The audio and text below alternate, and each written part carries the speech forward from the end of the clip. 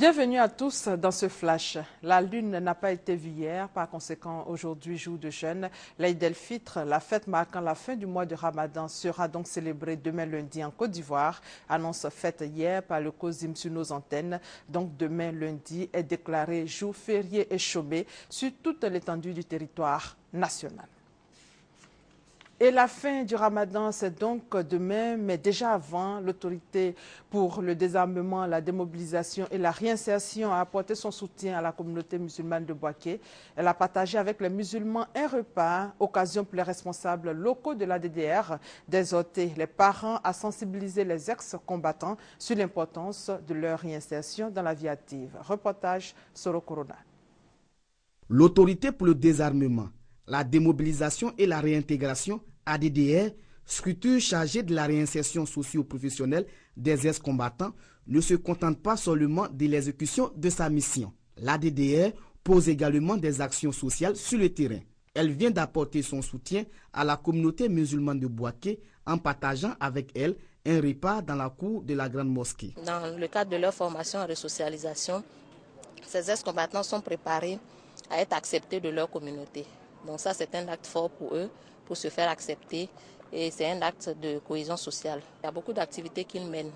Et comme ça, leur formation a coïncidé avec la période du jeûne. Donc ils ont décidé, eux aussi, de contribuer à cela en apportant à manger aux musulmans de la grande mosquée de Bouaké. Ce geste de solidarité et de partage de l'autorité pour le désarmement, la démobilisation et la réintégration a été l'occasion pour cette structure d'expliquer ses missions aux musulmans composés en majorité de parents d'ex-combattants.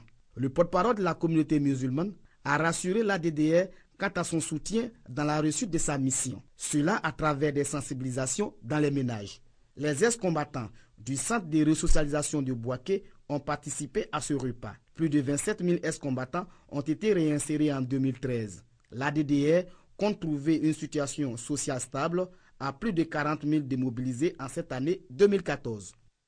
À l'approche des fêtes, la ville de Bouaké est confrontée depuis belle lurette à la prolifération de bouchers clandestins. L'association des bouchers de Bouaké monte au créneau pour débarrasser les marchés et les rues de vendeurs de viande qui exposent les consommateurs à de graves maladies. Sur la scène du crash de l'avion d'Air Algérie au Mali, une vision à peine soutenable.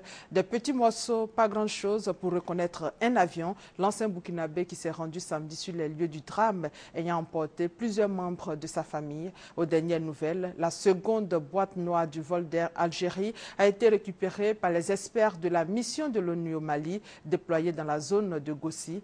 Et l'enquête pour faire la lumière sur les circonstances du drame a débuté. En Égypte, 4 enfants ont été tués par des tirs au mortier dans le Sinaï, apparemment dans une opération d'insurgés qui visait des soldats. En images maintenant, l'armée israélienne a annoncé ce dimanche matin la fin de la trêve humanitaire et la reprise de ses opérations militaires dans la bande de Gaza en réplique aux tirs incessants de roquettes par le Hamas.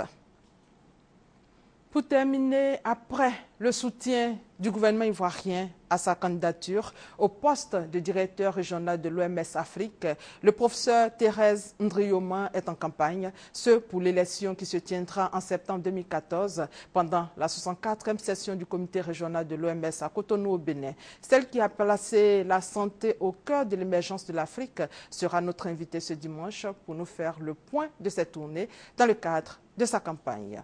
Et c'est la fin de ce flash. Merci de votre fidélité.